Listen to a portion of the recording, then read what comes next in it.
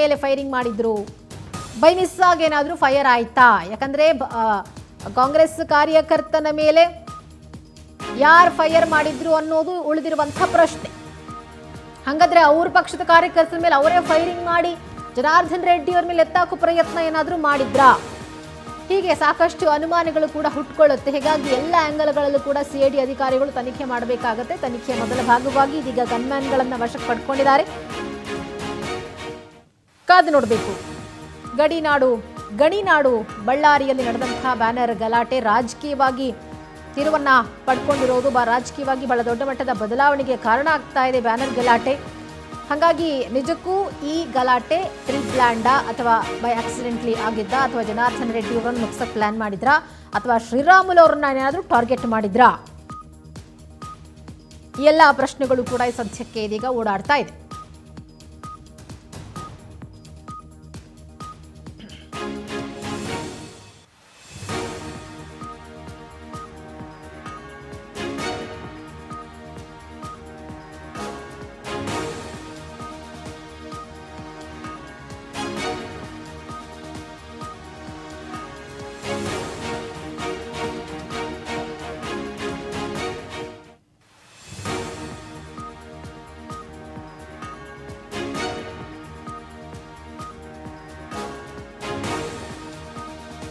ಇವಾಗ ಮತ್ತಷ್ಟು ಡೀಟೇಲ್ಸ್ ಕೊಡ್ತಾರೆ ನಮ್ಮ ರಿಪೋರ್ಟರ್ ರೋಹನ್. ದೂರವಾಣಿ ಸಂಪರ್ಕದಲ್ಲಿದ್ದಾರೆ. ಎಸ್ ರೋಹನ್, ಗಣಿನಾಡು ಬಳ್ಳಾರಿ ಫೈರಿಂಗ್ ಕೇಸ್ಗೆ ಸಂಬಂಧಪಟ್ಟಂತೆ ಇದೀಗ ಇಬ್ಬರು ಗನ್ಮ್ಯಾನ್ಗಳನ್ನ ಅರೆಸ್ಟ್ ಮಾಡಿದ್ದಾರೆ. ಎಲ್ಲಿದ್ರು ಗನ್ಮ್ಯಾನ್ಗಳು, ಹೇಗೆ ಸಿಕ್ಬಿದ್ರು ಅಂತ ಹೇಳಿ?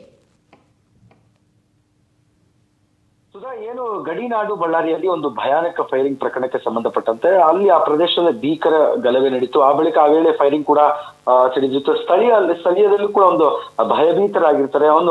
ಇದು ಒಂದು ಸಿಎಂ ಮತ್ತು ಐಡಿ ಅಧಿಕಾರಿಗಳು ತನಿಖೆ ಒಂದು ತಕ್ಷಣ ಚುರುಕುಗೊಳಿಸೋಕೆ ಈಗಾಗಲೇ ಸಜ್ಜಾಗಿರುವಂತದ್ದು.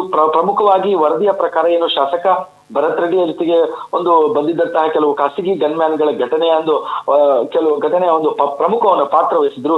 ತಕ್ಷಣದ ಆ ಕ್ರಮದಿಂದ ಸಿಐಡಿ ಅಧಿಕಾರಿಗಳು ಸತೀಶ್ ರೆಡ್ಡಿ ಮತ್ತು ಅವರಿಬ್ಬರು ಖಾಸಗಿ ಗನ್ಮ್ಯಾನ್ಗಳನ್ನ ಕೂಡ ಬಂಧಿಸುವಲ್ಲಿ ಯಶಸ್ವಿ ಆಗ್ತಾರೆ. ಆ ಬಳಿಕ ಜೊತೆಗೆ ಮಹೇಂದ್ರ ಸಿಂಗ್ ಅನ್ನೋವನ್ನು ಕೂಡ ವಶಕ್ಕೆ ಪಡೆದುಕೊಳ್ತಾರೆ. ಆ ಪ್ರಕರಣದ ಎಲ್ಲಾ ಪಕ್ಕ ತಪಾಸಣೆಗಳನ್ನು ಒಳಪಡಿಸ್ತಾರೆ.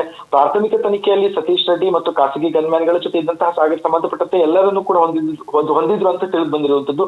ಈ ಹಿನ್ನೆಲೆಯಲ್ಲೂ ಕೂಡ ಈಗಾಗಲೇ ಕ್ರಮ ಕೈಗೊಳ್ಳೋಕೆ ನಿರ್ಧಾರವನ್ನು ಮಾಡಿದ್ರು. ಇನ್ನು ಸ್ಥಳೀಯ ಜನರು ಕೂಡ ತೀವ್ರ ಭಯಭೀತರಾಗಿದ್ರು. ಇನ್ನು ಗಲಭೆ ವೇಳೆ ಸಿಡಿದ ಗುಂಡಿನ ದಾಳಿ, ಗದ್ದಲದ ಎಲ್ಲ ದೃಶ್ಯಾವಳಿಗಳು, ಜನರು ಸಂಚಲನ ಮತ್ತು ಸಾರ್ವಜನಿಕರು ಕೂಡ ಇದಕ್ಕೆ ಆಕ್ರೋಶದ ಪರಿಸ್ಥಿತಿ ಕೂಡ ಉದ್ವಿಗ್ನಗೊಂಡಿತ್ತು. ಇನ್ನು ಸಿಐಡಿ ಅಧಿಕಾರಿಗಳು ಕೂಡ ಸಾರ್ವಜನಿಕರ ಸುರಕ್ಷತೆಯನ್ನು ಖಾತ್ರಿಪಡಿಸೋಕೆ ಉದ್ದೇಶಕ್ಕೋಸ್ಕರ ಸ್ಥಳದಲ್ಲಿ ಕೂಡ ಇವೆಲ್ಲ ನಡೆಸ್ತಾ, ಈ ಸಾರ್ವಜನಿಕ ಸ್ಥಳಗಳಲ್ಲಿ ಯಾವುದೇ ಕಿರುಕುಳ ಅಥವಾ ಇಂಥ ಮತ್ತಷ್ಟು ಹಿಂಸಾತ್ಮಕ ಘಟನೆಗಳು ನಡೀಬಾರ್ದು ಅನ್ನೋ ಕಾರಣಕ್ಕೋಸ್ಕರ ಈಗಾಗಲೇ ನಿರ್ಧಾರವನ್ನು ತೆಗೆದುಕೊಂಡಿದ್ದಾರೆ. ಇನ್ನು ಹೆಚ್ಚಿನ ತನಿಖೆ ಈಗಾಗಲೇ ಮುಂದುವರಿಯುತ್ತೆ. ಸಿಐಡಿ ಅಧಿಕಾರಿಗಳು ಈಗ ಪ್ರತ್ಯೇಕ ಘಟಕಗಳ ಮೂಲಕ ಎಲ್ಲವನ್ನು ಕೂಡ ಎವಿಡೆನ್ಸ್ ಗಳನ್ನ ಕಲೆ ಹಾಕಿ ಪತ್ತೆ ಹಚ್ಚುವ ಪ್ರಯತ್ನವನ್ನು ಮಾಡ್ತಾ ಇದ್ದಾರೆ ಅಂತ ಹೇಳ್ಬೋದು. Sudha. Okay Rohan, thank you ನಿಮ್ಮೆಲ್ಲ ಡೀಟೇಲ್ಸ್ಗಾಗಿ.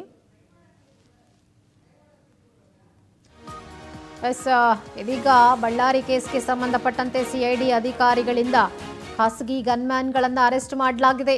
ತನಿಖೆ ಚುರುಕುಗೊಂಡಿದೆ. ಸಿಐಡಿ ಅಧಿಕಾರಿಗಳಿಂದ ಆದಷ್ಟು ಬೇಗ ಈ ಪ್ರಕರಣಕ್ಕೊಂದು ತಾರ್ಕಿಕ ಅಂತ್ಯ ಹಾಡಬೇಕು. ಗಲಭೆಗೆ ಕಾರಣರಾದವರ ಬಂಧನ ಆಗಬೇಕು, ಶಿಕ್ಷೆ ಆಗಬೇಕು. ಆ ನಿಟ್ಟಿನಲ್ಲಿ ಸಿಐಡಿ ಅಧಿಕಾರಿಗಳು ಸದ್ಯ ತನಿಖೆಯನ್ನು ಮುಂದುವರಿಸಿದ್ದಾರೆ.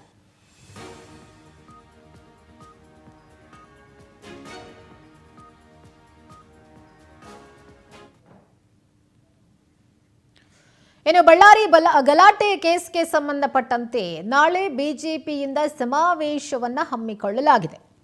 ಘಟನೆ ಖಂಡಿಸಿ ನಾಳೆ ಬಿಜೆಪಿಯಿಂದ ಸಮಾವೇಶ ಹಮ್ಮಿಕೊಳ್ಳಲಾಗಿದೆ. ಬಳ್ಳಾರಿ ಬ್ಯಾನರ್ ಗಲಾಟೆ ಫೈರಿಂಗ್ ಪ್ರಕರಣಕ್ಕೆ ಸಂಬಂಧಪಟ್ಟಂತೆ ಇನ್ನೂ ಕೂಡ ಯಾರನ್ನೂ ಬಂಧಿಸಿಲ್ಲ. ಇವತ್ತು ಗನ್ಮ್ಯಾನ್ಗಳ ಅರೆಸ್ಟ್ ಆಯಿತು, ಓಕೆ. ಆದರೆ ಇಲ್ಲಿ ಕಾಂಗ್ರೆಸ್ ನಾಯಕರ, ಶಾಸಕರ ಬಂಧನ ಆಗಿಲ್ಲ. ಹಾಗಾಗಿ ಘಟನೆ ಖಂಡಿಸಿ ನಾಳೆ ಬಿಜೆಪಿಯಿಂದ ಸಮಾವೇಶ ಹಮ್ಮಿಕೊಳ್ಳಲಾಗಿದೆ. ಬಳ್ಳಾರಿಯಲ್ಲಿ ಪೊಲೀಸ್ ಇಲಾಖೆ ಬಿಗಿ ಬಂದೋಬಸ್ತನ್ನು ಕೈಗೊಂಡಿದೆ. ಅಹಿತಕರ ಘಟನೆ ನಡೆಯದಂತೆ ಮುನ್ನೆಚ್ಚರಿಕೆ ವಹಿಸಲಾಗಿದೆ. ಸಮಾವೇಶದಲ್ಲಿ 15ರಿಂದ 20,000 ಜನ ಭಾಗಿಯಾಗುವ ಸಾಧ್ಯತೆ ಇದೆ. ಶಾಂತಿ ಸುವ್ಯವಸ್ಥೆ ಹಾಳಾಗದಂತೆ ಪೊಲೀಸರು ಕ್ರಮ ಕೈಗೊಳ್ಳಬೇಕು. ಆಯೋಜಕರ ಜೊತೆ ಎಲ್ಲ ಮಾಹಿತಿಯನ್ನು ಪಡೆದಿದ್ದೇವೆ ಅಂತ ಬಳ್ಳಾರಿ ಎಸ್ಪಿ ಸುಮಂಡಿ ಪನ್ನೇಕರ್ ಮಾಹಿತಿ ಕೊಟ್ಟಿದ್ದಾರೆ. ನೋಡಿ, ಒಂದು ಸಣ್ಣ ಗಲಭೆಯಿಂದಾಗಿ ಒಬ್ಬ ಕಾರ್ಯಕರ್ತನ ಪ್ರಾಣ ಹೋಯಿತು. ಈಗ ಈ ಘಟನೆಯನ್ನ ಖಂಡಿಸಿ ನಾಳೆ ಬಿಜೆಪಿಯಿಂದ ಸಮಾವೇಶ ಮಾಡಲಾಗ್ತಾ ಇದೆ. ನಾಳೆ ಸಮಾವೇಶದಲ್ಲಿ ಏನಾದರೂ ಹೆಚ್ಚು ಕಡಿಮೆ ಆದರೆ ಅದೆಲ್ಲದಕ್ಕೂ ಬಿಜೆಪಿಯೇ ಕಾರಣ ಆಗುತ್ತೆ.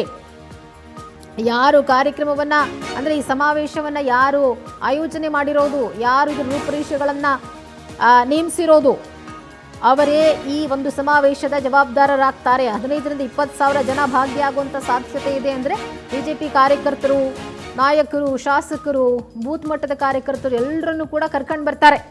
ಎಲ್ಲರೂ ಒಂದು ಸಮಾವೇಶದಲ್ಲಿ ಭಾಗಿಯಾಗ್ತಾರೆ. ಆದರೆ ಈ ಒಂದು ಸಮಾವೇಶದಲ್ಲಿ ಶಾಂತಿ ಸುವ್ಯವಸ್ಥೆಯನ್ನ ಹಾಳಾಗದಂತೆ ತಡೆಯೋದು ಪೊಲೀಸರ ಬಹಳ ದೊಡ್ಡ ಮಟ್ಟದ ಜವಾಬ್ದಾರಿ. ಹೀಗಾಗಿ ಆಯೋಜಕರ ಜೊತೆ ಎಲ್ಲ ಮಾಹಿತಿಯನ್ನು ಪಡ್ಕೊಂಡಿದ್ದೀವಿ ಅಂತ ಬಳ್ಳಾರಿ ಎಸ್ಪಿ ಸುಮನ್ ಪನ್ನೇಕರ್ ಅವರು ಈಗ ಮಾಹಿತಿ ಕೊಟ್ಟಿದ್ದಾರೆ.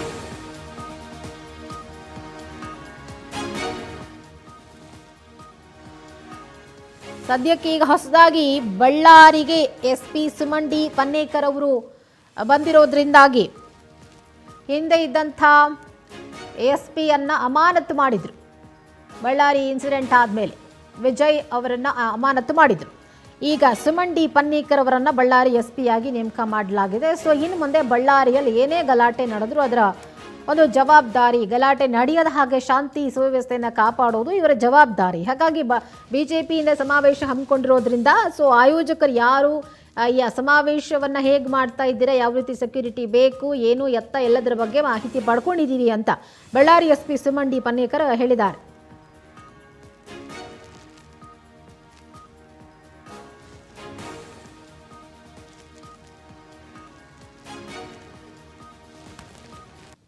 ಗದಗ ಜಿಲ್ಲೆಯ ಲಕ್ಕುಂಡಿಯಲ್ಲಿ ನಿಧಿ ಸಿಕ್ಕ ಪ್ರಕರಣಕ್ಕೆ ಸಂಬಂಧಪಟ್ಟಂತೆ ಈಗ ಉತ್ಖನನ ಕಾರ್ಯವನ್ನ ಆರಂಭಿಸಲಾಗಿದೆ.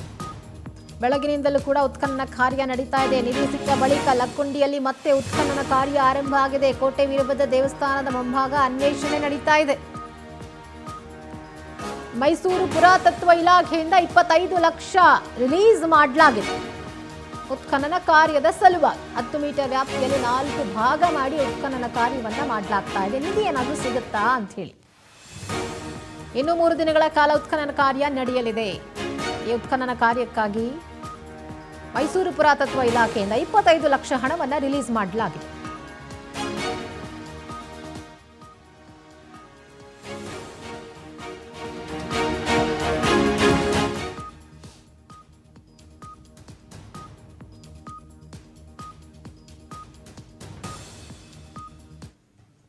ಜೂನ್ 3ನೇ ತಾರೀಕು ಬಂದು ಲಕ್ಕುಂಡಿಯಲ್ಲಿ ಏನು ಈ ಉತ್ಖನನ ಕಾರ್ಯವನ್ನು ಪ್ರಾರಂಭೋತ್ಸವಕ್ಕೆ ಚಾಲನೆ ನೀಡಿದರು.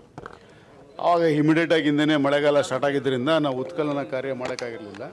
ಈಗ ಮಳೆಗಾಲ ಎಲ್ಲ ಮುಗಿದು ಈಗ ಬೇಸಿಗೆ ಬಂದಿರೋದ್ರಿಂದ ಈಗ ಉತ್ಖನನ ಕಾರ್ಯ ಸ್ಟಾರ್ಟ್ ಮಾಡಿದ್ದೀವಿ. ಇದು ಸ್ಟೇಟ್ ಆರ್ಕಿಯಾಲಜಿ ಡಿಪಾರ್ಟ್ಮೆಂಟ್ ಅವರ ನೇತೃತ್ವದಲ್ಲಿ ಜಿಲ್ಲಾ ಆಡಳಿತ ಮತ್ತು ಲಕ್ಕುಂಡಿ ಪ್ರಾಧಿಕಾರದ ವತಿಯಿಂದ ಮಾಡಿಸ್ತಾ ಇದ್ದೀವಿ.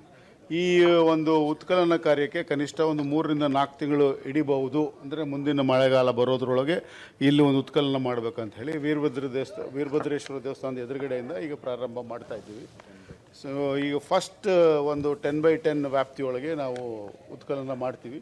ಈ ಹಿಂದೆ ಸ್ವಲ್ಪ ಮಣ್ಣು ಹಾಕಿರೋದು ಇದೆ ಮೇಲ್ಗಡೆ ಮಕ್ಕಕ್ಕೆ, ಒಂದು 3ರಿಂದ 4 ಅಡಿವರೆಗೂ ಮಣ್ಣು ತೆಗೆದ ಮೇಲೆ ಆ ದೇವಸ್ಥಾನದ ಮಟ್ಟಕ್ಕೆ ನಾವು ಇಳಿತೀವಿ. ಅಲ್ಲಿಂದ ಆಚೆಗೆ ಉತ್ಖನನ ಕಾರ್ಯ ಅದು ಸೂಕ್ಷ್ಮತೆಯಿಂದ ಕೂಡಿರುತ್ತದೆ. ಅಲ್ಲಿಂದ ಆಚೆಗೆ ಸೂಕ್ಷ್ಮವಾಗಿ ಉತ್ಖನನ ಮಾಡಿಕೊಂಡು ನಾವು ಏನೋ ಸಿಗಬಹುದು ಅಂತ ಒಂದು ಆಶಯ ಏನು ಇಟ್ಟಿದ್ದೀವಿ, ಅದರದ್ದು ಪ್ರಯತ್ನಗಳು ಆವಾಗ ಮುಂದುವರಿಯುತ್ತೆ. ಮುಖ್ಯಮಂತ್ರಿಗಳು ಜೂನ್ 3ನೇ ತಾರೀಕು ಬಂದು ಲಕ್ಕುಂಡಿಯಲ್ಲಿ ಏನು ಈ ಉತ್ಖನನ ಕಾರ್ಯವನ್ನು ಪ್ರಾರಂಭೋತ್ಸವಕ್ಕೆ ಚಾಲನೆ ನೀಡಿ